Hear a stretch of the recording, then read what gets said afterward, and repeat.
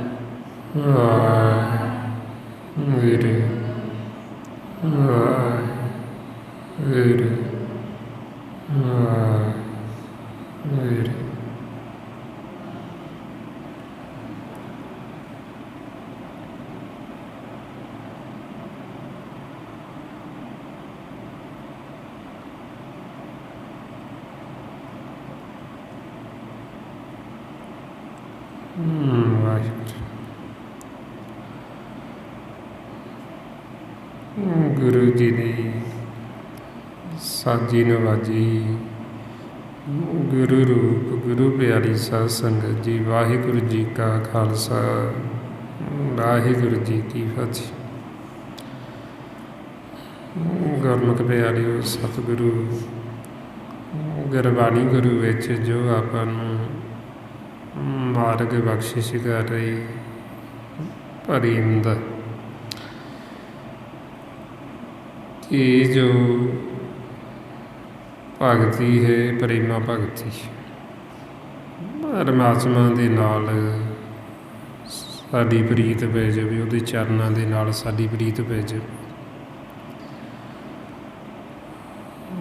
ਹੁਣ ਸਤ ਸੰਗਤ ਤੋਂ ਬਿਨਾਂ, ਸਾਧ ਸੰਗਤ ਤੋਂ ਬਿਨਾਂ ਸਾਡੇ ਅੰਦਰ ਇਹ ਪ੍ਰੇਮ ਹੈ ਜਿਹੜਾ ਇਹ ਪ੍ਰੇਮ ਪੈਦਾ ਨਹੀਂ ਹੁੰਦਾ। ਇਹ ਜਦ ਤੱਕ ਸਾਡੇ ਅੰਦਰ ਪ੍ਰੇਮ ਨਹੀਂ, ਉਹਨਾਂ ਸਮਾਂ ਭਗਤੀ ਨਹੀਂ ਹੁੰਦੀ, ਕਿਉਂਕਿ ਪ੍ਰੇਮਾ ਭਗਤੀ। ਇਸ ਲਈ ਮਹਾਰਾਜ ਫਰਮਾਉਂਦੇ, ਸਾਧ ਸੰਗਤ ਬਿਨ ਭਾਵ ਨਹੀਂ ਉਪਜੇ, ਭਾਵ ਬਿਨ ਭਗਤ ਨਹੀਂ ਹੋਈ ਤੇਰੀ। ਬਈ ਸਾਧ ਸੰਗਤ ਤੋਂ ਬਿਨਾਂ ਸਾਡੇ ਅੰਦਰ ਜਿਹੜਾ ਪ੍ਰੇਮ ਹੈ, ਪ੍ਰੇਮ ਪੈਦਾ ਨਹੀਂ ਇਹ ਜਾਜਕ ਪ੍ਰੇਮ ਨਹੀਂ, ਉਹਨਾਂ ਸਮਾਂ ਭਗਤੀ ਨਹੀਂ, ਸਾਡਾ ਮਨ ਭਗਤੀ ਕਰਦਾ ਨਹੀਂ ਹੈ, ਕਿਉਂਕਿ ਪ੍ਰੇਮ ਦਾ ਮਾਰਗ, ਪ੍ਰੇਮ ਦੀ ਅਵਸਥਾ ਹੈ। ਹੁਣ ਜਦੋਂ ਫਿਰ ਆਪਾਂ ਇਹ ਸਾਧ ਸੰਗਤ 'ਚ ਆਉਂਦੇ ਫਿਰ ਸਾਡੇ ਅੰਦਰ ਪ੍ਰੇਮ ਪੈਦਾ ਹੁੰਦਾ, ਸਾਡੇ ਅੰਦਰ ਤੜਫ ਤੇ ਵਿਰਾਗ ਪੈਦਾ ਹੁੰਦਾ। ਗੁਰਬਾਣੀ ਗੁਰੂ ਦੇ ਵਿੱਚ ਸੰਤ ਜਨ, ਸਾਧੂ ਜਨ, ਇਹ ਜਦੋਂ ਅਸੀਂ ਗੁਰਬਾਣੀ ਗੁਰੂ ਨੂੰ ਪੜ੍ਹਦੇ ਹਾਂ, ਪੜ੍ਹ ਕੇ ਵਿਚਾਰਦੇ ਹਾਂ, ਵਿਚਾਰ ਕਰਦੇ ਹਾਂ ਸ਼ਬਦ ਦੀ, ਸਾਡੇ ਮਨ ਨੂੰ ਵਿਰਾਗੀ ਕਰ ਦਿੰਦੇ, ਸਾਡੇ ਮਨ ਤੋਂ ਮੈਲ ਲਾ ਦਿੰਦੇ, ਅਤੇ ਜਦੋਂ ਮੈਲ ਲੱਥ ਜਾਂਦੀ ਮਨ ਵਿਰਾਗੀ ਹੋ ਜਾਂਦਾ। ਜਦੋਂ ਮਨ ਦੀ ਮੈਲ ਉਤਰ ਗਈ ਫਿਰ ਮਨ ਨੇ ਪ੍ਰੇਮ ਦੀ ਅਵਸਥਾ 'ਚ ਆਉਣਾ।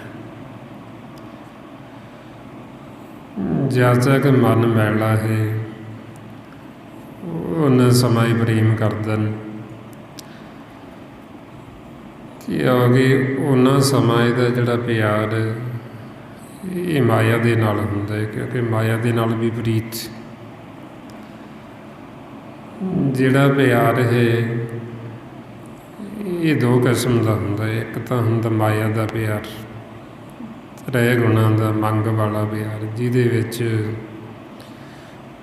ਕੋਈ ਨਾ ਕੋਈ ਸਵਾਰਥ ਹੁੰਦਾ, ਇਹ ਵੀ ਪਿਆਰ ਹੈ ਤ੍ਰੈ ਗੁਣਾਂ ਦਾ, ਮਾਇਆ ਦਾ। ਜਦੋਂ ਮਨ ਇਹਨਾਂ ਤ੍ਰੈ ਗੁਣਾਂ ਦੇ ਵਿੱਚ ਹੁੰਦਾ ਹੈ ਉਦੋਂ ਇਹ ਕਿਸੇ ਨਾ ਕਿਸੇ ਮੰਗ ਦੇ ਵਿੱਚ ਹੀ ਰਹਿੰਦਾ, ਕੋਈ ਨਾ ਕੋਈ ਇਹਦਾ ਵਿੱਚ ਸਵਾਰਥ ਹੀ ਹੁੰਦਾ। ਅਤੇ ਜਦੋਂ ਆਪਾਂ ਫਿਰ ਸਤ ਸੰਗਤ ਕਰਦੇ ਸਾਡਾ ਮਨ ਤ੍ਰੈ ਗੁਣਾਂ ਤੋਂ ਉੱਪਰ ਉੱਠ ਜਾਂਦਾ,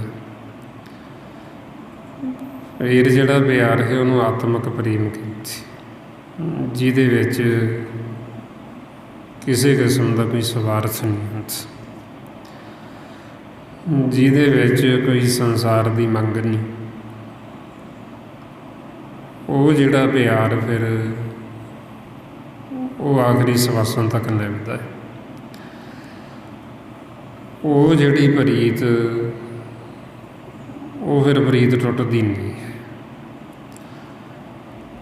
ਆ ਕਰਕੇ ਫਿਰ ਸੰਸਾਰ ਦੇ ਵਿੱਚ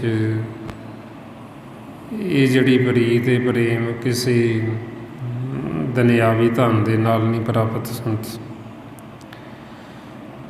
ਕਿਤੋਂ ਅਸੀਂ ਹੋਰ ਨਹੀਂ ਲੈ ਸਕਦੇ ਵੀ ਅਸੀਂ ਸੰਸਾਰ ਦਾ ਪਦਾਰਥ ਦੇ ਕੇ, ਧਨ ਦੌਲਤ ਦੇ ਕੇ ਵੀ ਇਹ ਪ੍ਰੀਤ ਲੈ ਲਈਏ, ਨਹੀਂ ਮਿਲਦੀ।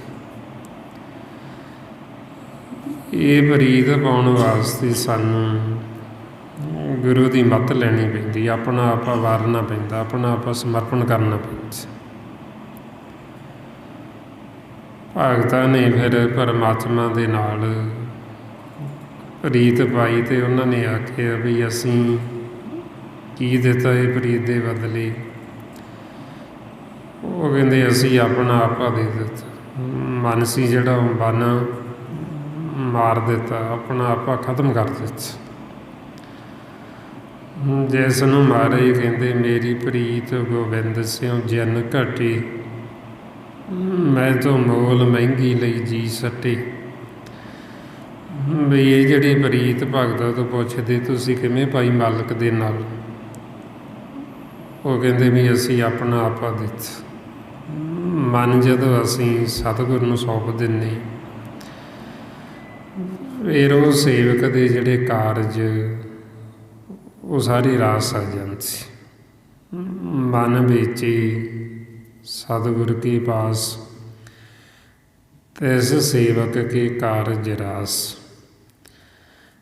जदों असी सतगुरां नूं अपना आपा दे दिता फिर साडे अंदर ये प्रेम भगती, फिर साडा प्रेम पैंदा मालक दे नाल। ਜੇ ਅਸੀਂ ਆਖੀਏ ਵੀ ਸੰਸਾਰ ਦੇ ਵਿੱਚ ਅਸੀਂ ਆਪਣੀ ਮੱਤ ਦੁਆਰਾ, ਆਪਣੀ ਸਿਆਣਪ ਦੁਆਰਾ, ਆਪਣੀ ਚਤਰਾਈ ਦੁਆਰਾ ਅਸੀਂ ਮਾਲਕ ਨੂੰ ਮਿਲਾਂਗੇ ਜਾਂ ਅਸੀਂ ਉਹਦੇ ਨਾਲ ਪ੍ਰੀਤ ਪਾਲਾਂਗੇ, ਨਹੀਂ ਪੈਂਦੀ। ਆਈਆਂ ਭਗਤਾਂ ਨੇ ਆਖਿਆ ਵੀ ਕੰਚਨ ਸੋਨੇ ਦੇ ਨਾਲ ਤੋਲ ਕੇ ਵੀ ਇਹ ਜਿਹੜੀ ਪ੍ਰੀਤ ਹੈ ਪ੍ਰੀਤ ਨਹੀਂ ਮਿਲਦੀ। ਕੰਚਨ ਸਿਉਂ ਪਾਈਏ ਨਹੀਂ ਤੋਲ, ਮਨ ਦੇ ਰਾਮ ਲਿਆ ਹੈ ਮੋਲ। ਵੀ ਕੰਚਨ ਦੇ ਨਾਲ ਤੋਲ ਕੇ, ਸੋਨੇ ਨਾਲ ਤੋਲ ਕੇ ਤੇ ਆਖੀਏ ਵੀ ਇਹ ਪ੍ਰੀਤ ਪੈ ਜੇ, ਜਾਂ ਸੰਸਾਰੀ ਅਸੀਂ ਪੁੰਨ ਦਾਨ ਕਰਕੇ ਜਾਂ ਹੋਰ ਸੰਸਾਰ ਦੇ ਪਦਾਰਥ ਦੇ ਕੇ ਆਖੀਏ ਵੀ ਸਾਡੀ ਪ੍ਰੀਤ ਪੈ ਜੇ, ਸਾਡਾ ਪ੍ਰੇਮ ਪੈ ਜੇ, ਤੇ ਉਹ ਨਹੀਂ ਪੈਂਦਾ। ਕਿਉਂਕਿ ਉਹਦੇ ਵਾਸਤੇ ਸਾਨੂੰ ਗੁਰੂ ਦੀ ਮੱਤ ਲੈਣੀ ਪੈਂਦੀ, ਆਪਣਾ ਆਪ ਵਾਰਨਾ ਪੈਂਦਾ ਹੈ। ਇਸ ਵਾਸਤੇ ਫਿਰ ਸਭ ਤੋਂ ਮੁੱਲ ਹੈ ਇਹ ਮਾਲਕ ਦੀ ਪ੍ਰੀਤ, ਪਰਮਾਤਮਾ ਦੀ, ਜਿਹਦਾ ਪਰਮਾਤਮਾ ਦੇ ਨਾਲ ਪ੍ਰੇਮ ਹੈ, ਜਿਹਦੀ ਪਰਮਾਤਮਾ ਦੇ ਨਾਲ ਪ੍ਰੀਤ ਪੈ ਗਈ, ਉਹਨੂੰ ਫਿਰ ਕਹਿੰਦੇ ਵੀ ਇਹ ਸੇਵਕ ਹੈ। ਇਹ ਸੇਵਕ ਦੇ ਸਾਰੇ ਕਾਰਜ ਨੇ ਜਿਹੜੇ ਕਾਰਜ ਰਸ ਨੇ। ਇਸ ਵਾਸਤੇ 'ਚ ਹੁਣ ਆਪਾਂ ਨੂੰ ਫਿਰ ਸਤਿਗੁਰੂ ਸਮਝਾਉਂਦੇ ਵੀ ਸਾਡੇ ਅੰਦਰ ਇਹ ਪ੍ਰੇਮ ਪੈਦਾ ਹੋਣਾ ਸਤ ਸੰਗਤ ਕਰਕੇ। ਜਦੋਂ ਅਸੀਂ ਹੁਣ ਸਤ ਸੰਗਤ ਕਰਦੇ ਹਾਂ, ਆਪਾਂ ਉਹਨਾਂ ਗੁਰਮੁਖਾਂ ਦਾ ਜੀਵਨ ਦੇਖਦੇ ਜਿਨ੍ਹਾਂ ਨੇ ਮਾਲਕ ਦੇ ਨਾਲ ਪ੍ਰੀਤ ਪਾਈ,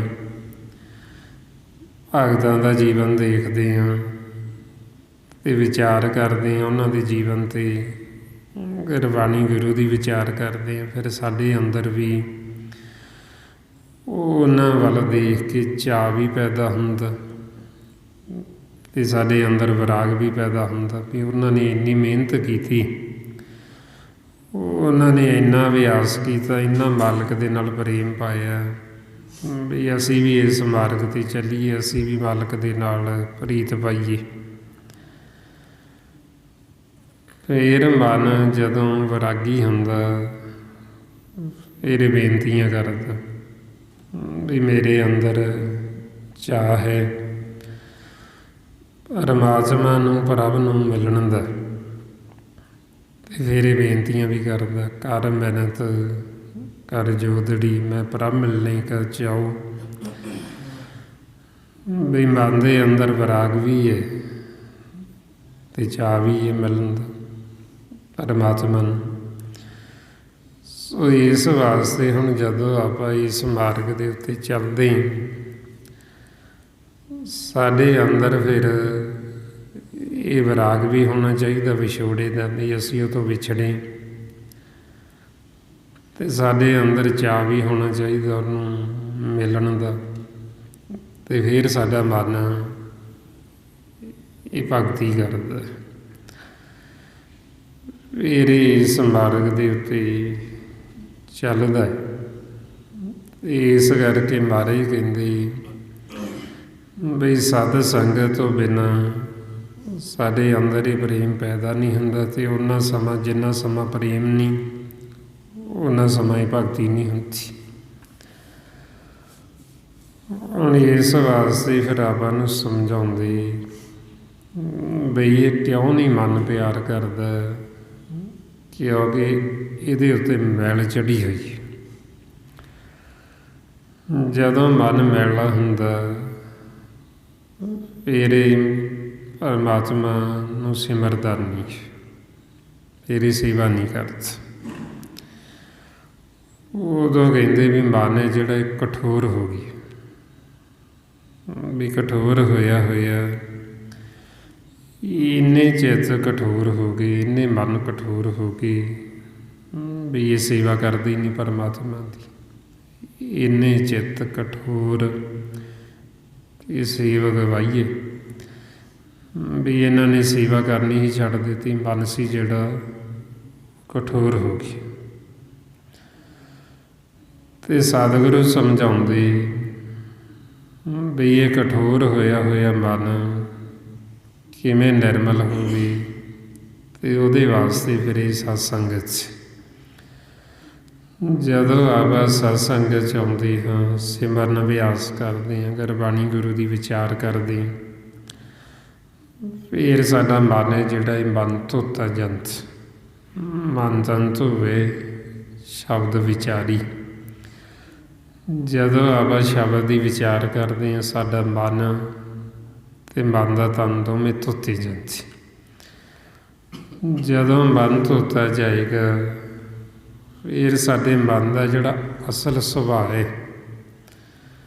ਉਹ ਵਿਰਾਗ ਵਾਲਾ ਹੈ, ਉਹ ਵਿਰਾਗੀ ਹੈ ਮਨ ਦਾ ਸੁਭਾਅ ਜਿਹੜਾ। ਪਰ ਜਦੋਂ ਇਹ ਮੈਲਾ ਹੋ ਜਾਂਦਾ, ਉਦੋਂ ਫਿਰ ਇਹਦਾ ਜਿਹੜਾ ਆਪਦਾ ਅਸਲ ਸੁਭਾਅ ਉਹਦਾ ਸਾਨੂੰ ਪਤਾ ਨਹੀਂ ਲੱਗਦਾ। ਆਈਆਂ ਮਾਰੇ ਫਿਰ ਸਮਝਾਉਂਦੇ ਮਨ ਕਾ ਸੁਭਾਅ ਸਦਾ ਵੈਰਾਗੀ, ਵੀ ਮਨ ਦਾ ਜਿਹੜਾ ਅਸਲ ਸੁਭਾਅ ਉਹ ਵਿਰਾਗ ਵਾਲਾ, ਸਦਾ ਵਿਰਾਗੀ ਰਹਿਣਾ ਇਹਨੇ। ਤੇ ਉਹ ਸੁਭਾਅ ਫਿਰ ਉਦੋਂ ਪ੍ਰਗਟ ਹੁੰਦਾ ਜਦੋਂ ਮਨ ਨਿਰਮਲ ਹੋ ਜਾਂਦਾ, ਜਦੋਂ ਮੈਲ ਉਤਰ ਜਾਂਦੀ, ਫਿਰ ਸਾਨੂੰ ਸਾਡਾ ਅਸਲ ਸੁਭਾਅ ਪਤਾ ਲੱਗਦਾ। ਜਦ ਮਨ ਮੈਲਾ ਹੈ, ਇਹਦੇ ਉੱਤੇ ਰੰਗ ਚੜ੍ਹਿਆ ਮਾਇਆ ਦਾ, ਇਹਦੇ ਉੱਤੇ ਰੰਗ ਚੜ੍ਹਿਆ ਕਾਮ ਕ੍ਰੋਧ ਲੋਭ ਮੋਹ ਹੰਕਾਰ ਦਾ, ਉਹਨਾਂ ਸਮਾਂ ਸਾਨੂੰ ਆਪਦੇ ਅਸਲ ਸੁਭਾਅ ਦਾ ਪਤਾ ਨਹੀਂ ਲੱਗਦਾ। ਤਾਂ ਕਰਕੇ ਫਿਰ ਜਿਹੜੇ ਇਹ ਰੰਗ ਨੇ ਮਾਇਆ ਦੇ, ਇਹਨਾਂ ਨੂੰ ਫਿੱਕਾ ਰੰਗ ਕਹਿੰਦੇ, ਇਹਨਾਂ ਨੂੰ ਕੁਸੁੰਭ ਦਾ ਰੰਗ ਕਹਿੰਦੇ, ਕੂੜ ਦਾ ਰੰਗ, ਜਿਹੜਾ ਕੱਚਾ ਵੀ ਥੋੜ੍ਹੇ ਸਮੇਂ ਵਾਸਤੇ, ਪੱਕਾ ਨਹੀਂ ਹੈ, ਸਦਾ ਨਹੀਂ ਰਹਿਣ ਵਾਲਾ। ਸਤਿਗੁਰੂ ਕਹਿੰਦੇ ਕੱਚਾ ਰੰਗ ਕੁਸੁੰਭ ਕਾ ਥੋੜੜੇ ਆਉਂਦੇ ਨੇ ਚਾਰ, ਵੀ ਇਹ 4 ਦਿਨਾਂ ਵਾਸਤੇ ਇਹ ਸਦਾ ਨਹੀਂ ਰਹਿਣਾ, ਇਹ ਲੱਥ ਜਾਂਦਾ।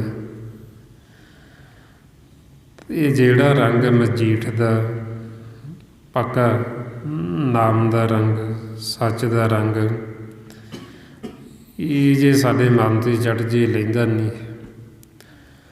ਹੁਣ ਚੜ੍ਹੇਗਾ ਤਾਂ ਜੇ ਪਹਿਲਾਂ ਅਸੀਂ ਇਹ ਰੰਗ ਲਾਵਾਂਗੇ, ਜਿਵੇਂ ਆਪਾਂ ਲਾਰੀ ਕੋਲ ਜਾਂਦੇ ਹਾਂ ਕੱਪੜਾ ਰੰਗਾਉਣ ਵਾਸਤੇ, ਉਹ ਪਹਿਲਾਂ ਕਾਟ ਕਰਕੇ ਦੂਸਰਾ ਰੰਗ ਲਾਉਂਦਾ ਹੈ ਅਤੇ ਫਿਰ ਉਦੋਂ ਬਾਅਦ 'ਚ ਉੱਤੇ ਦੂਸਰਾ ਚੜ੍ਹਾਉਂਦਾ ਹੈ। ਔਰ ਇਸੇ ਤਰ੍ਹਾਂ ਹੀ ਸਾਡੇ ਮਨ ਦੇ ਉੱਤੇ ਪਹਿਲਾਂ ਇਹ ਮਾਇਆ ਦਾ ਰੰਗ ਚੜ੍ਹਿਆ। ਆਈਆਂ ਮਾਰੇ ਸਮਝਾਉਂਦੇ ਫਿਰ ਮਨ ਨੂੰ ਬਈ ਗੁਰੂ ਤੋਂ ਬਿਨਾਂ ਸਾਨੂੰ ਇਹ ਭੇਤ ਨਹੀਂ ਆਉਂਦਾ, ਅਸੀਂ ਭਗਤੀ ਨਹੀਂ ਕਰ ਸਕਦੇ, ਅਤੇ ਗੁਰੂ ਦੀ ਮੱਤ ਤੋਂ ਬਿਨਾਂ ਸਾਡੇ ਮਨ ਦੇ ਉੱਤੇ ਰੰਗ ਨਹੀਂ ਚੜ੍ਹਦਾ ਨਾਮ ਦਾ, ਸੱਚ ਦਾ। ਇਸ ਲਈ ਮਾਰੇ ਫਰਮਾਉਂਦੇ ਗਿਆਨੀ ਗੁਰ ਬਿਨ ਭਗਤ ਨਾ ਹੋਈ, ਕੋਰੇ ਰੰਗ ਕਦੇ ਨਾ ਚੜ੍ਹੇ ਜੇ ਲੋਚੇ ਸਭ ਕੋਈ। ਵੀ ਗੁਰੂ ਤੋਂ ਬਿਨਾਂ ਭਗਤੀ ਹੁੰਦੀ ਨਹੀਂ, ਭਗਤੀ ਦਾ ਸਾਨੂੰ ਭੇਦ ਹੀ ਨਹੀਂ ਆਉਂਦਾ ਵੀ ਭਗਤੀ ਹੈ ਕੀ ਹੈ ਅਤੇ ਕਰਨੀ ਕਿਸ ਨੇ। ਜਦ ਹੁਣ ਸਾਨੂੰ ਭਗਤੀ ਦਾ ਭੇਦ ਨਹੀਂ, ਅਸੀਂ ਗੁਰੂ ਦੀ ਮੱਤ ਨਹੀਂ ਲੈਂਦੇ, ਸਾਡੇ ਅੰਦਰ ਪ੍ਰੇਮ ਨਹੀਂ ਪੈਦਾ ਹੁੰਦਾ, ਉਹਨਾਂ ਸਮਾਂ ਜੀਵ ਕਿੰਨੇ ਵੀ ਜਪ ਤਪ ਕਰ ਲਵੇ, ਕਿੰਨੇ ਤੀਰਥਾਂ 'ਤੇ ਚਲਾ ਜਾਵੇ, ਇਸ਼ਨਾਨ ਕਰ ਲਵੇ, ਕਿੰਨੇ ਸੁੱਚ ਸੰਜਮ ਵਰਤ ਲਵੇ, ਪਰ ਜਦ ਤੱਕ ਇਹਨੂੰ ਜੁਗਤੀ ਨਹੀਂ ਆਉਂਦੀ, ਉਹਨਾਂ ਸਮਾਂ ਇਹ ਮੁਕਤ ਨਹੀਂ ਹੋ ਸਕਦਾ, ਇਹ ਮਾਲਕ ਦੇ ਨਾਲ ਸਾਡੀ ਪ੍ਰੀਤ ਨਹੀਂ ਪੈਂਦੀ। ਇਸ ਲਈ ਮਾਰੇ ਫਰਮਾਉਂਦੇ ਕਿਆ ਜਪ ਕਿਆ ਤਪ ਸੰਜਮ, ਕਿਆ ਵਰਤ ਕਿਆ ਇਸ਼ਨਾਨ, ਜਬ ਲਗ ਜੁਗਤ ਨ ਜਾਣੀਏ ਭਾਉ ਭਗਤ ਭਗਵਾਨ। ਕਿ ਜਦ ਤੱਕ ਸਾਡੇ ਮਨ ਨੂੰ ਜੁਗਤੀ ਨਹੀਂ ਆਉਂਦੀ, ਉਹਨਾਂ ਸਮਾਂ ਇਹਨੂੰ ਭੇਦ ਨਹੀਂ ਭਗਤੀ ਦਾ, ਭਗਤੀ ਹੈ ਕੀ ਹੈ ਅਤੇ ਕਿਵੇਂ ਕਰਨੀ। ਤਾਂ ਫਿਰ ਸਤਿਗੁਰੂ ਸਮਝਾਉਂਦੇ ਵੀ ਆਪਦੀ ਮੱਤ ਦੁਆਰਾ ਜੀਵ ਕਿੰਨੇ ਜਪ ਤਪ ਕਰ ਲਵੇ, ਕਿੰਨੇ ਸੋਚ ਸੰਜਮ ਵਰਤ ਲਵੇ, ਕਿੰਨੇ ਵਰਤ ਰੱਖ ਲਵੇ, ਇਸ਼ਨਾਨ ਕਰ ਲਵੇ। ਪਰ ਜਦ ਤੱਕ ਇਹਨੂੰ ਜੁਗਤੀ ਨਹੀਂ ਆਉਂਦੀ, ਤਰੀਕਾ ਨਹੀਂ ਆਉਂਦਾ, ਉਹਨਾਂ ਸਮਾਂ ਇਹ ਭੇਤ ਨਹੀਂ ਆਉਂਦਾ ਪ੍ਰੇਮਾ ਭਗਤੀ ਦਾ। ਇਸ ਵਾਸਤੇ ਫਿਰ ਜਦ ਤੱਕ ਅਸੀਂ ਗੁਰੂ ਦੀ ਮੱਤ ਨਹੀਂ ਲੈਂਦੇ, ਅਸੀਂ ਦੁਵਿਧਾ ਦੇ ਵਿੱਚ ਹੁੰਦੇ।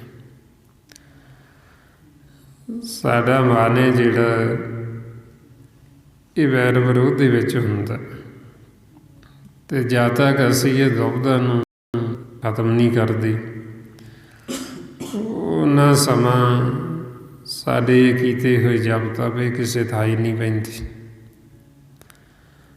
ਮਹਾਰਾਜ ਕਹਿੰਦੇ ਕੋਈ ਕਰੋੜਾਂ ਜਪ ਤਪ ਕਰ ਲਵੇ, ਜਦ ਤੱਕ ਉਹ ਦੁਵਿਧਾ ਨਹੀਂ ਮਾਰਦਾ, ਉਹਨਾਂ ਸਮਾਂ ਹੀ ਕਿਸੇ ਥਾਈ ਨਹੀਂ।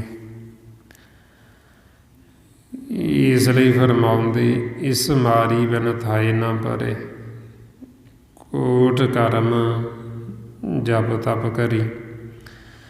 ਵੀ ਕਰੋੜਾਂ ਹੀ ਜਪ ਤਪ ਜੀਵ ਕਰ ਲਵੇ, ਜਦ ਤੱਕ ਇਹ ਦੁਵਿਧਾ ਨਹੀਂ ਮਾਰਦਾ, ਇਹ ਵੈਰ ਵਿਰੋਧ ਨਹੀਂ ਛੱਡਦਾ, ਉਹਨਾਂ ਸਮਾਂ ਉਹਦੇ ਕੀਤੇ ਹੋਏ ਕਿਸੇ ਥਾਈ ਨਹੀਂ ਪੈਂਦੀ। ਇਹ ਹੁਣ ਦੁਵਿਧਾ ਸਾਡੇ ਅੰਦਰੋਂ ਗੁਰੂ ਦੀ ਮੱਤ ਤੋਂ ਬਿਨਾਂ ਖਤਮ ਨਹੀਂ ਹੁੰਦੀ। ਜਦ ਤੱਕ ਅਸੀਂ ਗੁਰੂ ਦੀ ਮੱਤ ਨਹੀਂ ਲੈਂਦੇ, ਉਹਨਾਂ ਸਮਾਂ ਸਾਡੇ ਅੰਦਰੋਂ ਇਹ ਵੈਰ ਵਿਰੋਧ, ਇਹ ਦੁਵਿਧਾ, ਈਰਖਾ, ਨਫ਼ਰਤ ਇਹ ਜਾਂਦੀ ਨਹੀਂ।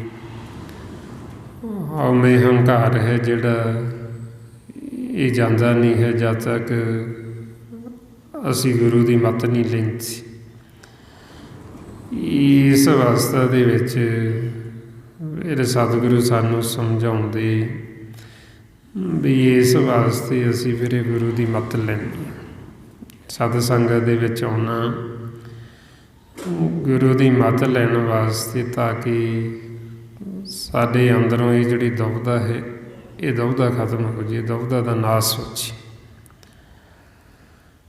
ਮਹਾਰਾਜ ਸੱਚੇ ਪਾਤਸ਼ਾਹ ਕਹਿੰਦੇ, ਜਿਹਨੇ ਇਹ ਦੁਵਿਧਾ ਨੂੰ ਖਤਮ ਕਰ ਲਿਆ, ਉਹਨੂੰ ਗੁਰਬਾਣੀ ਗੁਰੂ 'ਚ ਕਹਿੰਦੇ ਵੀ ਇਹ ਹੈ ਅਸਲੀ ਸੂਰਮਾ, ਇਹ ਹੈ ਯੋਧਾ। ਮਾਰੇ ਕਹਿੰਦੇ, ਜੋ ਇਸ ਮਾਰੇ ਸੋਈ ਸੂਰਾ, ਜੋ ਇਸ ਮਾਰੇ ਸੋਈ ਪੂਰਾ, ਐਸਾ ਕੋਈ ਜੋ ਦੁਵਿਧਾ ਮਾਰ ਗਵਾਵੇ, ਇਸੇ ਮਾਰ ਰਾਜ ਜੋਗ ਕਮਾਵੇ। ਵੀ ਐਸਾ ਕੋਈ ਗੁਰਮੁਖ ਜਿਹੜਾ ਦੁਵਿਧਾ ਨੂੰ ਮਾਰ ਦੇਵੇ, ਜਿਹੜਾ ਵੈਰ ਵਿਰੋਧ ਨੂੰ ਖਤਮ ਕਰ ਦੇਵੇ, ਅਤੇ ਉਹ ਫਿਰ ਇਹ ਰਾਜ ਜੋਗ ਕਮਾਉਂਦਾ, ਉਹ ਫਿਰ ਭਗਤੀ ਕਰਦਾ, ਇਹਨੂੰ ਮਾਰ ਕੇ, ਇਹਨੂੰ ਖਤਮ ਕਰਕੇ। ਜਦ ਤੱਕ ਹੁਣ ਅਸੀਂ ਇਹਨੂੰ ਖਤਮ ਨਹੀਂ ਕਰਦੇ, ਉਹਨਾਂ ਸਮਾਂ ਇਹ ਪ੍ਰੇਮਾ ਭਗਤੀ ਸ਼ੁਰੂ ਨਹੀਂ ਹੁੰਦੀ, ਕਿਉਂਕਿ ਹੈ ਹੀ ਪ੍ਰੇਮਾ ਭਗਤੀ। ਮਹਾਰਾਜ ਕਹਿੰਦੇ ਸੀ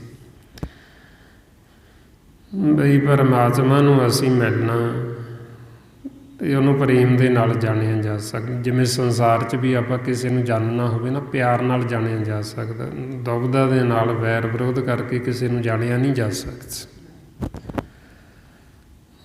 ਪਰਮਾਤਮਾ ਨੂੰ ਜੇ ਅਸੀਂ ਜਾਣਨਾ ਚਾਹੁੰਦੇ ਹਾਂ ਤਾਂ ਉਹਨੂੰ ਪ੍ਰੇਮ ਨਾਲ ਜਾਣਿਆ ਜਾ ਸਕਦਾ, ਹੋਰ ਕਿਸੇ ਵੈਰ ਵਿਰੋਧ ਕਰਕੇ ਨਹੀਂ ਉਹਨੂੰ ਜਾਣਿਆ ਜਾ ਸਕਦਾ, ਉਹਦਾ ਭੇਤ ਨਹੀਂ ਪਾਇਆ ਜਾ ਸਕਦਾ। ਤਾਂ ਫਿਰ ਸਾਨੂੰ ਉਦਾਹਰਨਾਂ ਦਿੱਤੀ ਗੁਰੂ ਨਾਨਕ ਪਾਤਸ਼ਾਹ ਨੇ ਮਨ ਨੂੰ ਸਮਝਾਉਂਦੇ, ਬਈ ਤੂੰ ਮਾਲਕ ਦੇ ਨਾਲ ਇੱਦਾਂ ਦਾ ਪਿਆਰ ਪਾ, ਇੰਨੀ ਪ੍ਰੀਤ ਪਾ, ਜਿਵੇਂ ਫਿਰ ਉਹਨਾਂ ਨੇ ਸੰਸਾਰੀ ਜੀਵਾਂ ਦੀਆਂ ਉਦਾਹਰਨਾਂ ਦਿੱਤੀਆਂ। ਪ੍ਰੇਮ ਹੈ ਕਮਲ ਫੁੱਲ ਦਾ ਪਾਣੀ ਦੇ ਨਾਲ, ਉਹ ਪਾਣੀ ਦੇ ਵਿੱਚ ਰਹਿੰਦਾ ਹੈ ਅਤੇ ਇੰਨਾ ਪ੍ਰੇਮ ਕਰਦਾ ਹੈ ਬਈ ਉਹ ਲਹਿਰਾਂ ਵੀ ਚੱਲਦੀਆਂ ਅਤੇ ਉਹਨੂੰ ਧੱਕੇ ਵੀ ਪੈਂਦੇ, ਪਰ ਉਹ ਮਹਿਸੂਸ ਨਹੀਂ ਕਰਦਾ। ਉਹ ਲਹਿਰ ਦੇ ਨਾਲ ਬੈਠ ਜਾਂਦਾ, ਲੰਮਾ ਪੈ ਜਾਂਦਾ, ਜਦੋਂ ਲਹਿਰ ਲੰਘ ਜਾਂਦੀ ਉਹ ਫੇਰ ਖੜ੍ਹਾ ਹੋ ਜਾਂਦਾ। ਮਹਾਰਾਜ ਮਨ ਨੂੰ ਕਹਿੰਦੇ ਵੀ ਉਹਦੇ ਵਾਂਗੂ ਤੂੰ ਮਾਲਕ ਦੇ ਨਾਲ ਪ੍ਰੀਤ ਕਰ,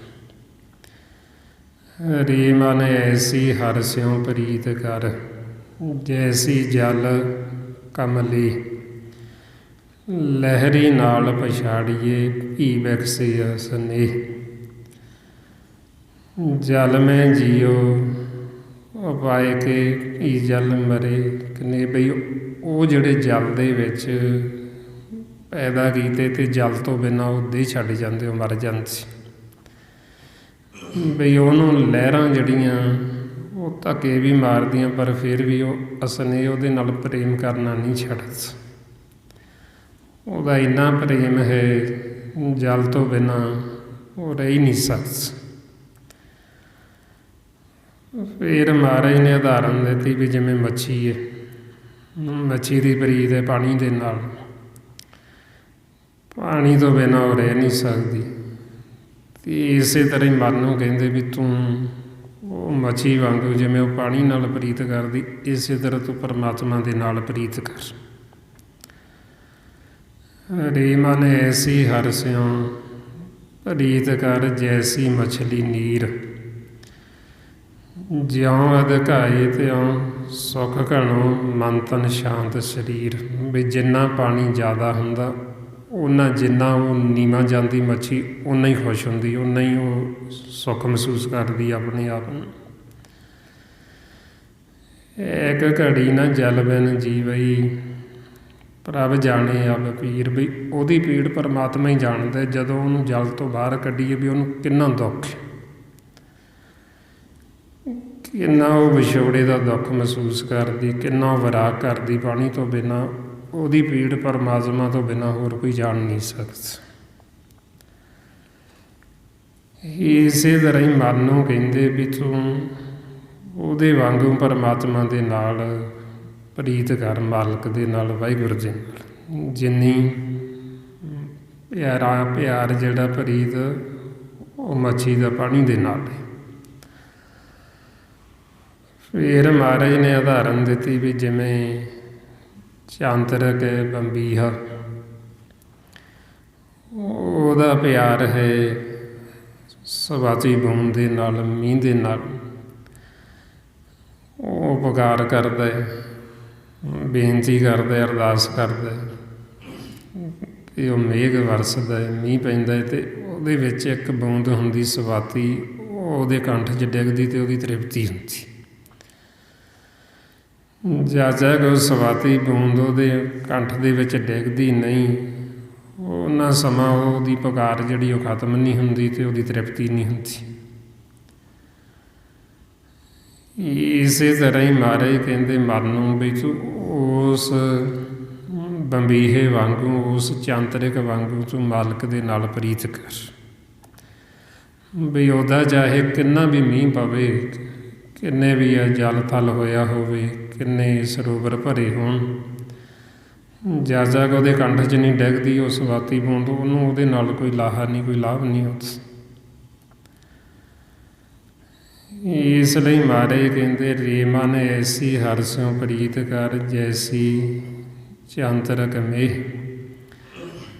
ਜਲ ਭਰ ਸਰ ਹਰਿਆਵਲੇ, ਇੱਕ ਬੂੰਦ ਨਾ ਪਵਹੀ ਕੇ। ਵੀ ਉਹਦਾ ਚਾਹੇ ਕਿੰਨੇ ਜਲ ਥਲ ਪਾਣੀ ਹੋਇਆ ਹੋਵੇ, ਜਦ ਤੱਕ ਉਹਦੇ ਮੁੱਖ 'ਚੋਂ ਬੂੰਦ ਨਹੀਂ ਡਿੱਗਦੀ ਉਹਦੀ ਤ੍ਰਿਪਤੀ ਹੁੰਦੀ ਹੋਈ ਨਹੀਂ, ਉਹ ਰੱਜਦਾ ਨਹੀਂ। ਕਿਉਂਕਿ ਉਹਦੇ ਕੰਠ ਦੇ ਵਿੱਚ ਗਲੀ ਹੁੰਦੀ, ਉਹ ਸਿੱਧਾ ਐਂ ਪਾਣੀ ਪੀ ਨਹੀਂ ਸਕਦਾ। ਜੇ ਉਹ ਪਾਣੀ ਪੀਂਦਾ ਵੀ ਤਾਂ ਉਹ ਤੋਂ ਕੰਠ ਤਾਂ ਹੀ ਬਾਹਰ ਨਿਕਲ ਜਾਂਦਾ, ਉਹਦੀ ਤ੍ਰਿਪਤੀ ਨਹੀਂ ਹੁੰਦੀ ਉਹਦੇ ਨਾਲ। ਇਸ ਕਰਕੇ ਫਿਰ ਉਹ ਪੁਕਾਰ ਕਰਦਾ, ਜਿਹਨੂੰ ਮਹਾਰਾਜ ਕਹਿੰਦੇ ਬੰਬੀਹਾ ਅੰਮ੍ਰਿਤ ਵੇਲੇ ਬੋਲਿਆ, ਆਂਦਰ ਸੁਣੀ ਪੁਕਾਰ, ਮੇਘੇ ਨੂੰ ਫਰਮਾਨ ਹੋਗਾ, ਵਰਸੋ ਕਿਰਪਾ ਧਾਰ। ਉਹ ਫਿਰ ਜਦੋਂ ਮੇਘ ਵਰਸਦਾ, ਮੀਂਹ ਪੈਂਦਾ ਨਾ, ਉਹ ਮੂੰਹ ਉੱਪਰ ਨੂੰ ਕਰਕੇ ਬੈਠ ਜਾਂਦਾ ਤਾਂ ਨੂੰ, ਫਿਰ ਉਹ ਬੂੰਦ ਉਹਦੇ ਕੰਠ 'ਚ ਡਿੱਗਦੀ। ਜਦੋਂ ਉਹਦੇ ਮੁੱਖ 'ਚ ਉਹ ਬੂੰਦ ਪੈਂਦੀ, ਫਿਰ ਉਹਦੀ ਤ੍ਰਿਪਤੀ ਹੁੰਦੀ, ਫਿਰ ਉਹ ਰੱਜਦਾ। ਅਤੇ ਮਹਾਰਾਜ ਮਨ ਨੂੰ ਕਹਿੰਦੇ ਵੀ ਤੂੰ ਉਹਦੇ ਵਾਂਗੂ, ਚਾਂਤਰਿਕ ਵਾਂਗੂ ਮਾਲਕ ਦੇ ਨਾਲ ਪ੍ਰੀਤ ਕਰ। ਤੂੰ ਪੁਕਾਰ ਕਰ ਵੀ ਤੇਰੇ ਕੰਠ ਦੇ ਵਿੱਚ ਜਦ ਤੱਕ ਅੰਮ੍ਰਿਤ ਦੀ ਬੂੰਦ ਨਹੀਂ ਡਿੱਗਦੀ, ਉਹ ਅੰਮ੍ਰਿਤ ਪੈਂਦਾ ਨਹੀਂ, ਤੇਰੀ ਤ੍ਰਿਪਤੀ ਨਹੀਂ ਹੋਣੀ। ਜਿਵੇਂ ਹੁਣ ਉਹਦੀ ਤ੍ਰਿਪਤੀ ਨਹੀਂ ਹੁੰਦੀ ਜਦ ਤੱਕ ਉਹ ਸਵਾਤੀ ਬੂੰਦ ਉਹਦੇ ਮੁੱਖ 'ਚ ਨਹੀਂ ਡਿੱਗਦੀ, ਇਸੇ ਤਰ੍ਹਾਂ ਸਾਡੇ ਮਨ ਦੀ ਤ੍ਰਿਪਤੀ ਨਹੀਂ ਹੁੰਦੀ ਜਦ ਤੱਕ ਸਾਡੇ ਕੰਠ ਦੇ ਵਿੱਚ ਇਹ ਅੰਮ੍ਰਿਤ ਨਹੀਂ ਆਏਗਾ, ਉਹਨਾਂ ਸਮਾਂ ਸਾਡਾ ਮਨ ਰੱਜਣ ਨਹੀਂ ਲੱਗਿਆ, ਇਹਦੀ ਤ੍ਰਿਪਤੀ ਹੋਣੀ ਨਹੀਂ। ਸੰਸਾਰੀ ਪਦਾਰਥਾਂ ਨਾਲ ਜਿੰਨਾ ਅਸੀਂ ਮਰਜ਼ੀ ਖਾ ਲਈਏ, ਜਿੰਨੇ ਮਰਜ਼ੀ ਛਕ ਲਈਏ, ਇਹਦੇ ਨਾਲ ਸਾਡੇ ਮਨ ਦੀ ਤ੍ਰਿਪਤੀ ਨਹੀਂ ਹੁੰਦੀ, ਸਾਡਾ ਮਨ ਨਹੀਂ ਰੱਜਦਾ। ਇਸ ਕਰਕੇ ਫਿਰ ਸਤਿਗੁਰੂ ਸਾਨੂੰ ਸਮਝਾਉਂਦੇ, ਮਨ ਨੂੰ ਉਦਾਹਰਨ ਦਿੰਦੇ ਵੀ ਤੂੰ ਇੱਦਾਂ ਦੀ ਪ੍ਰੀਤ ਪਰਮਾਤਮਾ ਦੇ ਨਾਲ ਪਾ, ਵਾਹਿਗੁਰੂ ਦੇ ਨਾਲ ਪਾ। ਫਿਰ ਮਹਾਰਾਜ ਉਦਾਹਰਨ ਦਿੰਦੇ ਵੀ ਜਿਵੇਂ ਪ੍ਰੀਤ ਹੈ ਪਾਣੀ ਦੀ ਦੁੱਧ ਦੇ ਨਾਲ, ਦੁੱਧ ਦੇ ਨਾਲ ਪਾਣੀ ਬਹੁਤ ਪ੍ਰੇਮ ਕਰਦਾ। ਜਦੋਂ ਦੁੱਧ ਨੂੰ ਆਪਾਂ ਉਬਾਲਾ ਦਿੰਦੇ ਹਾਂ, ਪਹਿਲਾਂ ਪਾਣੀ ਛੱਡਦਾ, ਭਾਫ ਬਣ ਕੇ ਉਹ ਉੱਡਦਾ, ਫਿਰ ਉਦੋਂ ਬਾਅਦ 'ਚ ਉਹ ਦੁੱਧ ਨੂੰ ਉਬਲਣ ਦਿੰਦਾ ਹੈ। ਇਸੇ ਤਰ੍ਹਾਂ ਹੀ ਮਹਾਰਾਜ ਕਹਿੰਦੇ ਵੀ ਤੂੰ ਮਾਲਕ ਦੇ ਨਾਲ ਪ੍ਰੀਤ ਕਰ। ਮਨ ਨੂੰ ਕਹਿੰਦੇ, ਰੇ ਮਨ ਐਸੀ ਹਰਿ ਸਿਉ ਪ੍ਰੀਤ ਕਰ, ਜੈਸੀ ਜਲ ਦੁੱਧ ਹੋਏ। ਆਵਟਣੇ ਆਪੇ ਘਟੇ, ਦੁੱਧ ਕੋ ਖਪਣ ਨਾ ਦੇ। ਇਹ ਪ੍ਰੀਤ ਹੈ, ਪ੍ਰੇਮ। ਪਹਿਲਾਂ ਉਹ ਆਪ ਖਪੇਗਾ, ਪਹਿਲਾਂ ਉਹ ਆਪ ਉਬਲੇਗਾ, ਫਿਰ ਦੁੱਧ ਨੂੰ ਉਬਲਣ ਦੇਗਾ। ਇਸੇ ਤਰ੍ਹਾਂ ਹੀ ਮਨ ਨੂੰ ਕਹਿੰਦੇ ਵੀ ਉਹਦੇ ਵਾਂਗੂ ਪ੍ਰੀਤ ਕਰ ਪਰਮਾਤਮਾ ਦੇ ਨਾਲ, ਮਾਲਕ ਦੇ ਨਾਲ। ਫਿਰ ਮਹਾਰਾਜ ਨੇ ਉਦਾਹਰਨ ਦਿੱਤੀ ਵੀ ਪ੍ਰੇਮ ਹੈ, ਪ੍ਰੀਤ ਹੈ ਚਕੋਰ ਦਾ ਸੂਰਜ ਦੇ ਨਾਲ ਪਿਆਰ ਕਰਦੀ। ਜਦੋਂ ਸੂਰਜ ਡੁੱਬ ਜਾਂਦਾ ਹੈ ਅਤੇ ਉਹਦਾ ਇੰਨਾ ਪਿਆਰ ਹੈ, ਉਹ ਇੱਕ ਟੱਕ ਦੇਖੀ ਜਾਂਦੀ, ਸਾਰੀ ਰਾਤ ਉਹਨੂੰ ਨੀਂਦ ਨਹੀਂ ਆਉਂਦੀ, ਸੌਂਦੀ ਨਹੀਂ ਹੈ। ਇੱਕ ਖਿੰਨ ਭਲ ਵੀ ਉਹ ਨਾ ਤਾਂ ਅੱਖ ਝਮਕੇ ਅਤੇ ਨਾ ਉਹਨੂੰ ਨੀਂਦ ਆਵੇ, ਕਿਉਂਕਿ ਉਹ ਸਮਝਦੀ ਉਹਨੂੰ ਦੂਰ ਵੀ ਮੇਰਾ ਵਿਛੋੜਾ ਪੈ ਗਿਆ, ਜਿਹੜਾ ਮੇਰਾ ਪਿਆਰ ਹੈ ਉਹਦੇ ਨਾਲੋਂ ਮੇਰਾ ਵਿਛੋੜਾ ਪੈ ਗਿਆ, ਵਿਯੋਗ ਹੋ ਗਿਆ। ਉਹ ਲਗਾਤਾਰ ਦੇਖੀ ਜਾਂਦੀ, ਦੇਖੀ ਜਾਂਦੀ, ਅਤੇ ਜਦੋਂ ਸਵੇਰ ਨੂੰ ਸੂਰਜ ਚੜ੍ਹਦਾ ਹੈ ਅਤੇ ਉਹਨੂੰ ਫਿਰ ਹੁੰਦਾ ਵੀ ਹਾਂ, ਫਿਰ ਉਹਨੂੰ ਦਿਨੇ ਵੀ ਦੇਖਦੀ ਹੈ ਅਤੇ ਰਾਤ ਨੂੰ ਵੀ ਉਹਦਾ ਇੰਤਜ਼ਾਰ ਕਰਦੀ, ਉਹਦੇ ਪਿਆਰ ਦੇ ਵਿੱਚ। ਇਸ ਲਈ ਮਹਾਰਾਜ ਕਹਿੰਦੇ, ਰੇ ਮਨ ਐਸੀ ਹਰਿ ਸਿਉ ਪ੍ਰੀਤ ਕਰ, ਜੈਸੀ ਚੱਕ ਵੀ ਸੂਰ। ਖਿਨ ਪਲ ਨੀਂਦ ਨਾ ਸੋਵਈ, ਜਾਣੇ ਦੂਰ ਹਜੂਰ। ਵੀ ਇੱਕ ਖਿੰਨ ਪਲ ਵੀ ਉਹਨੂੰ ਨੀਂਦ ਨਹੀਂ ਆਉਂਦੀ, ਸੌਂਦੀ ਨਹੀਂ ਹੈ। ਉਹ ਆਪਣੇ ਉਹਨੂੰ ਮਾਲਕ ਨੂੰ ਉਹ ਸਮਝਦੀ ਵੀ ਮੇਰਾ ਵਿਛੋੜਾ, ਵੀ ਇੰਨਾ ਉਹਦੇ ਨਾਲ ਪਿਆਰ ਕਰਦੀ ਹੈ ਸੂਰਜ ਦੇ ਨਾਲ। ਮਨ ਨੂੰ ਕਹਿੰਦੇ ਵੀ ਇਸੇ ਤਰ੍ਹਾਂ ਤੂੰ ਵੀ ਪਰਮਾਤਮਾ ਦੇ ਨਾਲ ਪ੍ਰੀਤ ਕਰ, ਮਾਲਕ ਦੇ ਨਾਲ, ਵਾਹਿਗੁਰੂ ਦੇ ਨਾਲ। ਹੁਣ ਇਹ ਫਿਰ ਪਰਮਾਤਮਾ ਦੇ ਨਾਲ ਸਾਡੀ ਪ੍ਰੀਤ ਪੈਂਦੀ ਜਦੋਂ ਹੁਣ ਆਪਾਂ ਇਹ ਸਤ ਸੰਗਤ ਕਰਦੇ ਹਾਂ, ਸਿਮਰਨ ਕਰਦੇ ਹਾਂ। ਸਿਮਰਨ ਕਰਕੇ ਸਾਡੇ ਮਨ ਦੀ ਮੈਲ ਉਤਰਦੀ, ਫਿਰ ਆਪਾਂ ਗੁਰੂ ਦੀ ਸ਼ਰਨ ਦੇ ਵਿੱਚ ਜਾਂਦੇ ਹਾਂ। ਫਿਰ ਉਹ ਸਾਡਾ ਭਰਮ ਦਾ ਪਰਦਾ ਕਰਕੇ ਪਾਸੇ ਸਾਨੂੰ ਪਰਮਾਤਮਾ ਦੇ ਸਨਮੁਖ ਕਰ ਦਿੰਦੇ। ਜਦੋਂ ਆਪਾਂ ਫਿਰ ਮਾਲਕ ਨੂੰ ਦੇਖਦੇ ਹਾਂ, ਫਿਰ ਉਹਨੂੰ ਦੇਖ ਦੇਖ ਕੇ ਉਹਦੇ ਨਾਲ ਸਾਡੀ ਪ੍ਰੀਤ ਪੈ ਜਾਂਦੀ, ਸਾਡਾ ਪ੍ਰੇਮ ਪੈ ਜਾਂਦਾ। ਫਿਰ ਲਗਾਤਾਰ ਉਹਨੂੰ ਆਪਾਂ ਦੇਖੀ ਜਾਣਾ। ਜਿਵੇਂ ਉਹ ਚਕੋਰ ਸੂਰਜ ਨੂੰ ਦੇਖਦੀ ਹੈ, ਇਸੇ ਤਰ੍ਹਾਂ ਸਾਡਾ ਮਨ ਫਿਰ ਮਾਲਕ ਨੂੰ ਦੇਖਦਾ। ਹੁਣ ਉਹ ਤਾਂ ਫਿਰ ਐਡੀ ਦੂਰ ਹੈ, ਦੇਖੋ ਉਹਦੇ ਵਿੱਚ ਕਿੰਨਾ ਪ੍ਰੇਮ ਹੈ, ਅਤੇ ਜਿਹੜਾ ਪ੍ਰੇਮ ਹੈ ਨਾ ਉਹ ਦੂਰੀ ਨਹੀਂ ਰਹਿਣ ਦਿੰਦਾ।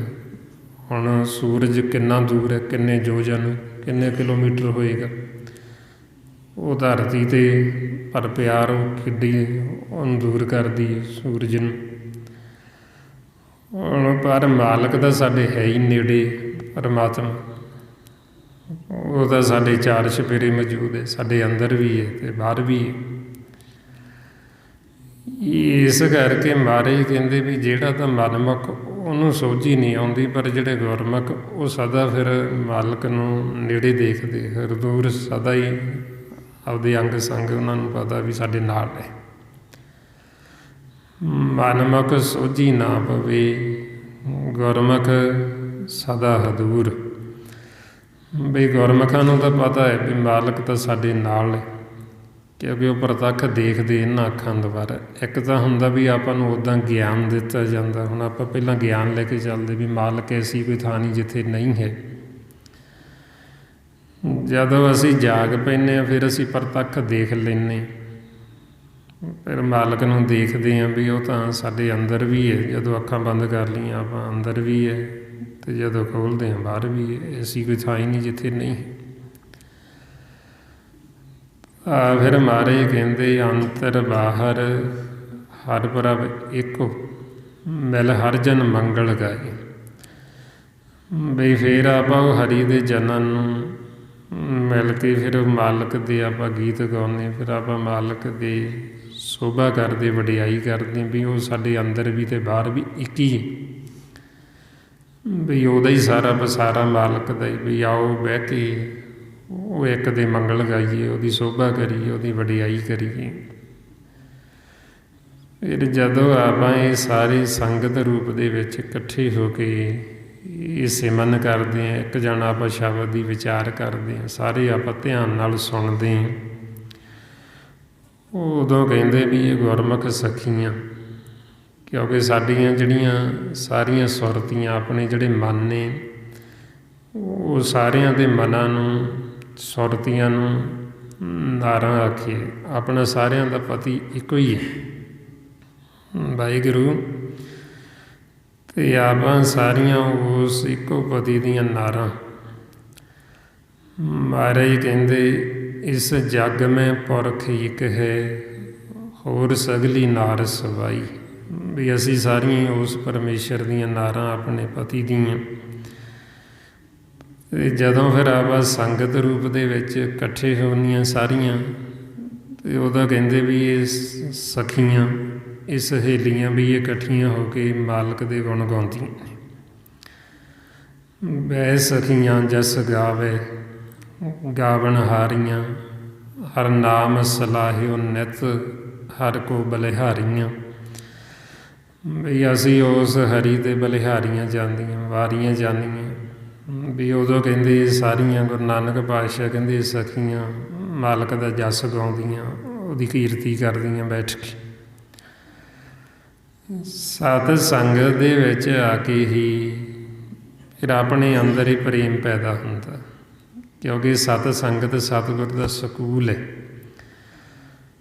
ਇਹ ਪ੍ਰੇਮ ਹੈ ਜਿਹੜਾ, ਇਹ ਉੱਦਾਂ ਨਹੀਂ ਪੈਦਾ ਹੁੰਦਾ, ਇਹ ਸਾਨੂੰ ਗੁਰੂ ਦੀ ਮੱਤ ਲੈਣੀ ਪੈਂਦੀ। ਸੰਸਾਰ 'ਚ ਤਾਂ ਜਿਵੇਂ ਜੀਵ ਨੂੰ ਭੁਲੇਖਾ ਹੈ, ਭਰਮ ਹੈ, ਜੀਵ ਇਹ ਤਾਂ ਸਮਝਦਾ ਹੀ ਨਹੀਂ ਵੀ ਪ੍ਰੇਮ ਜਿਹੜਾ ਇਹ ਬੜਾ ਵਡਮੁੱਲਾ ਸ਼ਬਦ ਹੈ। ਪ੍ਰੇਮ ਹਰ ਇੱਕ ਜੀਵ ਨੂੰ ਇਹ ਭਰਮ ਹੈ ਵੀ ਮੈਨੂੰ ਪ੍ਰੇਮ ਤਾਂ ਕਰਨਾ ਆਉਂਦਾ ਹੀ ਹੈ, ਵੀ ਇਹਨੂੰ ਸਿੱਖਣ ਦੀ ਕੀ ਲੋੜ ਹੈ। ਵੀ ਪਿਆਰ ਤਾਂ ਮੇਰੇ ਅੰਦਰ ਹੈਗਾ ਹੀ, ਮੈਂ ਤਾਂ ਸਭ ਨੂੰ ਪਿਆਰ ਕਰਦਾ, ਮੈਨੂੰ ਨਹੀਂ ਪਿਆਰ ਕਰਦੀ। ਹਰ ਇੱਕ ਜੀਵ ਨੂੰ ਇਹੋ ਭਰਮ ਹੈ। ਅਤੇ ਮਹਾਰਾਜ ਕਹਿੰਦੇ ਵੀ ਇਹ ਜਿਹੜਾ ਪ੍ਰੇਮ ਹੈ, ਜਿੱਦਾਂ ਦੀ ਸਾਡੇ ਮਨ ਦੀ ਹਾਲਤ ਹੁੰਦੀ, ਉੱਦਾਂ ਦੇ ਹਾਲਤ ਦੇ ਵਿੱਚ ਇਹ ਪ੍ਰੇਮ ਪੈਦਾ ਹੀ ਨਹੀਂ ਹੁੰਦਾ।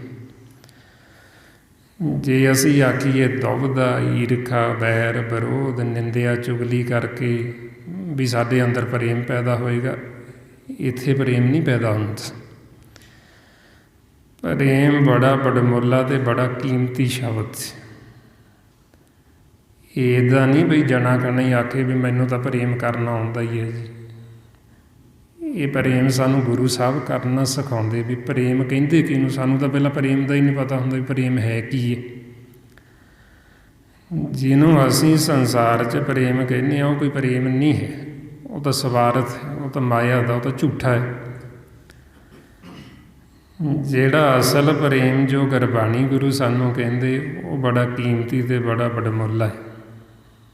ਵੀ ਜਿਹਦਾ ਕੋਈ ਮੁੱਲ ਨਹੀਂ ਦਿੱਤਾ ਜਾ ਸਕਦਾ, ਜਿਹਦੀ ਕੋਈ ਕੀਮਤ ਨਹੀਂ ਜਾਣੀ ਜਾ ਸਕਦੀ, ਜਿਹਦਾ ਅੰਤ ਨਹੀਂ ਪਾਇਆ ਜਾ ਸਕਦਾ, ਉਹ ਪ੍ਰੇਮ ਫਿਰ ਆਪਾਂ ਨੂੰ ਸਤਿਗੁਰੂ ਸਿਖਾਉਂਦੇ। ਜਦੋਂ ਅਸੀਂ ਸਤ ਸੰਗਤ ਦੇ ਵਿੱਚ ਆਉਂਦੇ ਹਾਂ ਨਾ, ਫਿਰ ਸਾਡੇ ਅੰਦਰ ਉਹ ਪ੍ਰੇਮ ਪੈਦਾ ਹੁੰਦਾ।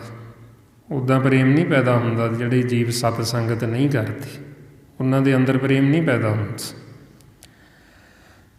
ਤਾਈਓਂ ਮਹਾਰਾਜ ਸਾਨੂੰ ਕਹਿੰਦੇ ਸਾਧ ਸੰਗਤ ਬਿਨ ਭਾਉ ਨਹੀਂ ਉਪਜੇ, ਵੀ ਸਤ ਸੰਗਤ ਤੋਂ ਬਿਨਾਂ ਪ੍ਰੇਮ ਪੈਦਾ ਹੀ ਨਹੀਂ ਹੁੰਦਾ। ਸਾਨੂੰ ਪਤਾ ਹੀ ਨਹੀਂ ਲੱਗਦਾ ਵੀ ਪ੍ਰੇਮ ਹੈ ਕੀ ਹੈ।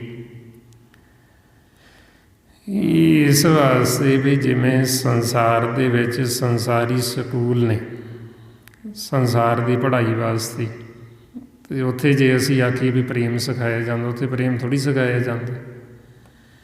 ਉਹਦਾ ਸੰਸਾਰ ਦੀ ਪੜ੍ਹਾਈ ਜੀਵ ਕਿੰਨੀ ਵੀ ਕਰ ਲਵੇ, ਕਿੰਨਾ ਪੜ੍ਹ ਲਿਖ ਜਾਵੇ, ਪਰ ਉਹਦੇ ਅੰਦਰੋਂ ਵੈਰ ਵਿਰੋਧ ਖਤਮ ਨਹੀਂ ਹੁੰਦਾ। ਉਹਦੇ ਅੰਦਰੋਂ ਈਰਖਾ ਨਫ਼ਰਤ ਨਹੀਂ ਜਾਂਦੀ, ਹਉਮੈ ਹੰਕਾਰ ਨਹੀਂ ਜਾਂਦਾ। ਇਸ ਕਰਕੇ ਜਿੰਨਾ ਮਰਜ਼ੀ ਪੜ੍ਹ ਲਿਖ ਜਾਵੇ ਤਾਂ ਵੀ ਜੀਵ ਲੜਾਈਆਂ ਝਗੜੇ ਕਰਦੇ, ਤਾਈਓਂ ਵੈਰ ਵਿਰੋਧ ਕਰਦੇ। ਉਹ ਵੀ ਉਹਨਾਂ ਦੇ ਅੰਦਰ ਵੀ ਹਉਮੈ ਹੰਕਾਰ ਹੈ, ਕਿਉਂਕਿ ਉਹਨਾਂ ਨੇ ਇਹ ਪ੍ਰੇਮ ਜਿਹੜਾ ਹੈ ਇਹ ਪ੍ਰੇਮ ਸਿੱਖਿਆ ਨਹੀਂ, ਉਹਨਾਂ ਨੂੰ ਪ੍ਰੇਮ ਦਾ ਭੇਦ ਨਹੀਂ ਹੈ। ਇਹ ਗੁਰਬਾਣੀ ਗੁਰੂ ਜੋ ਸਾਨੂੰ 1430 ਅੰਗ ਵਿੱਚ ਸਮਝਾਉਂਦੇ, ਇਹ ਸਾਰਾ ਪ੍ਰੇਮ ਹੀ ਪ੍ਰੇਮ।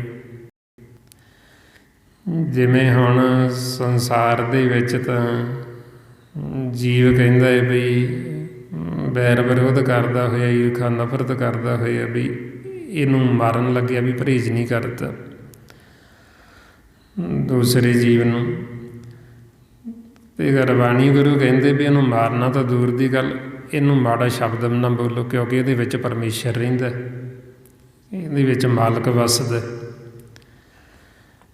ਬਈ ਤੁਸੀਂ ਇਹਨੂੰ ਮਾਰਨਾ ਤਾਂ ਦੂਰ, ਕਿਸੇ ਨੂੰ ਤੁਸੀਂ ਕੌੜਾ ਸ਼ਬਦ ਵੀ ਨਹੀਂ ਬੋਲਣਾ, ਕਿਸੇ ਨੂੰ ਮਾੜਾ ਨਹੀਂ ਬੋਲਣਾ, ਕਿਉਂਕਿ ਇਹਦੇ ਵਿੱਚ ਮਾਲਕ ਰਹਿੰਦਾ।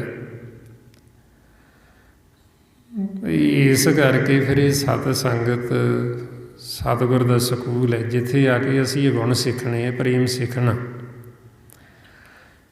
ਤਾਈਓਂ ਮਹਾਰਾਜ ਸਾਨੂੰ ਸਮਝਾਉਂਦੇ ਸਤ ਸੰਗਤ ਸਤਿਗੁਰ ਚਟਸਾਲ ਹੈ, ਜਿਤ ਹਰ ਗੁਣ ਸਿੱਖਾਂ। ਵੀ ਇਹ ਸਤ ਸੰਗਤ ਸਤਿਗੁਰ ਦਾ ਸਕੂਲ ਹੈ, ਅਤੇ ਜਿੱਥੇ ਆ ਕੇ ਅਸੀਂ ਹਰੀ ਦੇ ਵਾਹਿਗੁਰੂ ਦੇ ਗੁਣ ਸਿੱਖਣੇ। ਅਤੇ ਵਾਹਿਗੁਰੂ ਦੇ ਜਿਹੜੇ ਗੁਣ ਨੇ ਉਹ ਸਾਨੂੰ ਪ੍ਰੇਮ ਹੀ ਕਰਦਾ। ਪਰਮਾਤਮਾ ਕਿਸੇ ਦੇ ਔਗਣ ਨਹੀਂ ਦੇਖਦਾ। ਪਰਮਾਤਮਾ ਸਦਾ ਮਿੱਠਾ ਬੋਲਦਾ, ਉਹਨੂੰ ਕੌੜਾ ਕਦੇ ਬੋਲਣਾ ਆਉਂਦਾ ਹੀ ਨਹੀਂ। ਕਿਸੇ ਦੇ ਔਗਣ ਨੇ ਜਿਹੜੇ ਔਗਣ ਉਹ ਚਿਤਾਰਦਾ ਨਹੀਂ। ਮਹਾਰਾਜ ਕਹਿੰਦੇ ਮਿੱਠ ਬੋਲੜਾ ਜੀ ਹਰ ਸੱਜਣ ਸੁਆਮੀ ਮੋਰਾ, ਉਹ ਸੰਭਲ ਥੱਕੀ ਜੀ ਉਹ ਕਦੇ ਨਾ ਬੋਲੇ ਕੌੜਾ। ਕੌੜਾ ਬੋਲ ਨਾ ਜਾਣੇ ਪੂਰਨ ਭਗਵਾਨੇ, ਔਗਣ ਕੋ ਨਾ ਚਿਤਾਰੀ। ਇਹ ਮਾਲਕ ਦੇ ਗੁਣ ਨੇ, ਇਹਨੂੰ ਪ੍ਰੇਮ ਕਹਿੰਦੀ। ਵੀ ਨਾ ਤਾਂ ਉਹ ਸਾਡੇ ਔਗਣ ਦੇਖਦਾ, ਕਿਉਂਕਿ ਉਹ ਸਾਨੂੰ ਪ੍ਰੇਮ ਕਰਦਾ, ਅਤੇ ਨਾ ਉਹ ਕੌੜਾ ਬੋਲਦਾ, ਸਦਾ ਮਿੱਠਾ ਬੋਲਦਾ, ਕਿਉਂਕਿ ਉਹਦੇ ਵਿੱਚ ਪ੍ਰੇਮ ਹੈ। ਹੁਣ ਇਹੋ ਆਪਾਂ ਨੂੰ ਸਿਖਾਇਆ ਜਾਂਦਾ ਜਦੋਂ ਆਪਾਂ ਸਤਸੰਗ 'ਚ ਆਉਂਦੇ, ਵੀ ਜੋ ਸਾਡਾ ਮਾਤਾ ਪਿਤਾ ਹੈ, ਸਾਡਾ ਸੁਭਾਅ ਵੀ ਸਾਡੇ ਮਾਤਾ ਪਿਤਾ ਵਰਗਾ ਹੋ ਜੀ। ਜਿਹੜੇ ਗੁਣ ਸਾਡੇ ਮਾਤਾ ਪਿਤਾ 'ਚ ਨੇ ਉਹੀਓ ਗੁਣ ਸਾਡੇ ਅੰਦਰ ਆ ਜਾਣ। ਉਹ ਫਿਰ ਗੁਣ ਕਿਵੇਂ ਆਉਂਦੇ, ਉਹ ਫਿਰ ਆਪਾਂ ਪੁੱਛਦੇ ਗੁਰਬਾਣੀ ਗੁਰੂ ਪਾਸ, ਉਹਨਾਂ ਗੁਰਮੁਖਾਂ ਤੋਂ ਪੁੱਛਦੇ ਵੀ ਜਿਨ੍ਹਾਂ ਨੇ ਮਾਲਕ ਨਾਲ ਮਿਲਾਪ ਕੀਤਾ, ਵੀ ਤੁਹਾਡੇ ਵਿੱਚ ਇਹ ਗੁਣ ਕਿਵੇਂ ਆ ਗਏ ਪਰਮਾਤਮਾ ਵਾਲੇ, ਤੁਸੀਂ ਕਿਵੇਂ ਮਾਲਕ ਨਾਲ ਮਿਲਾਪ ਕੀਤਾ, ਕਿਵੇਂ ਤੁਸੀਂ ਆਪਣੇ ਪਤੀ ਨੂੰ ਖੁਸ਼ ਕੀਤਾ, ਤੁਸੀਂ ਕਿਹੜਾ ਸ਼ਿੰਗਾਰ ਕੀਤਾ। ਉਹ ਫਿਰ ਆਪਾਂ ਪੁੱਛਦੇ ਉਹਨਾਂ ਸੁਹਾਗਣਾਂ ਤੋਂ, ਗੁਰਮੁਖਾਂ ਤੋਂ। ਮਹਾਰਾਜ ਕਹਿੰਦੇ ਪੁੱਛੋ ਜਾਏ ਸੁਹਾਗਣੀ, ਤੁਸੀਂ ਰਾਵਿਆ ਕਿੰਨੀ ਗੁਣੀ, ਵੀ ਤੁਸੀਂ ਕਿਹੜੇ ਗੁਣ ਧਾਰਨ ਕੀਤੇ। ਫਿਰ ਉਹ ਆਪਾਂ ਨੂੰ ਦੱਸਦੇ, ਕਹਿੰਦੇ ਸਹਿਜ ਸ਼ਿੰਗਾਰ ਬਣਾਈਆ ਮਿੱਠਾ ਬੋਲਣੀ, ਪੈਰ ਰਸਾਲੂ ਤਾਂ ਮਿਲੇ ਜੇ ਗੁਰ ਕਾ ਸ਼ਬਦ ਸੁਣੀ। ਵੀ ਅਸੀਂ ਸਹਿਜ ਦੇ ਵਿੱਚ ਰਹਿਣਾ ਸ਼ੁਰੂ ਕੀਤਾ, ਮਿੱਠਾ ਬੋਲਣਾ ਸ਼ੁਰੂ ਕੀਤਾ, ਇਹ ਮਾਲਕ ਖੁਸ਼ ਹੋ ਗਿਆ। ਕਿਉਂਕਿ ਪਰਮਾਤਮਾ ਦੇ ਨਾਲੋਂ ਸਾਡੀ ਜਿਹੜੀ ਪ੍ਰੀਤ ਹੈ ਉਦੋਂ ਟੁੱਟਦੀ ਜਦੋਂ ਅਸੀਂ ਫਿੱਕੇ ਬੋਲ ਬੋਲਦੇ। ਜਦੋਂ ਅਸੀਂ ਮਾੜੇ ਸ਼ਬਦ ਬੋਲਦੇ ਹਾਂ ਦੁਬਦਾ ਵੱਸ ਹੋ ਕੇ, ਵੈਰ ਵਿਰੋਧ ਵੱਸ ਹੋ ਕੇ ਕਿਸੇ ਦੀ ਅਸੀਂ ਨਿੰਦਿਆ ਕਰਦੇ ਹਾਂ, ਕਿਸੇ ਨੂੰ ਅਸੀਂ ਮਾੜਾ ਬੋਲਦੇ ਹਾਂ, ਕਿਸੇ ਦਾ ਅਸੀਂ ਮਾੜਾ ਕਰਦੇ ਹਾਂ, ਉਹ ਸਾਡਾ ਕੀਤਾ ਹੋਇਆ ਉਹ ਸਾਡੇ ਪਤੀ ਪਰਮੇਸ਼ਰ ਨੂੰ ਚੰਗਾ ਨਹੀਂ ਲੱਗਦਾ, ਉਹਨੂੰ ਭਾਉਂਦਾ ਨਹੀਂ। ਤਾਂ ਕਰਕੇ ਫਿਰ ਸਾਡੀ ਜਿਹੜੀ ਪ੍ਰੀਤ ਉਹ ਪਰਮਾਤਮਾ ਦੇ ਨਾਲੋਂ ਟੁੱਟ ਜਾਂਦੀ ਹੈ ਅਤੇ ਉਹ ਸਾਨੂੰ ਛੱਡ ਦਿੰਦਾ। ਮਹਾਰਾਜ ਕਹਿੰਦੇ ਟੂਟ ਪ੍ਰੀਤ ਗਈ ਬੁਰ ਬੋਲ, ਦੁਰਮਤ ਪਰ ਹਰ ਛਾਡੀ ਢੋਲ। ਵੀ ਸਾਡੀ ਪ੍ਰੀਤ ਕਿਵੇਂ ਟੁੱਟੀ?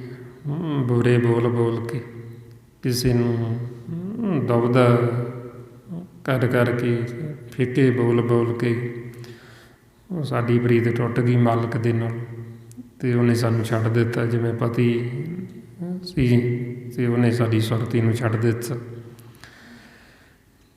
ਅਤੇ ਜਿਹਨੂੰ ਛੱਡ ਦਿੱਤਾ ਉਹਨੂੰ ਕਹਿੰਦੇ ਇਹ ਛੁੱਟੜ, ਇਹ ਦਹਾਗਣ ਹੈ, ਇਹ ਪਤੀ ਨੇ ਛੱਡੀ ਹੋਈ।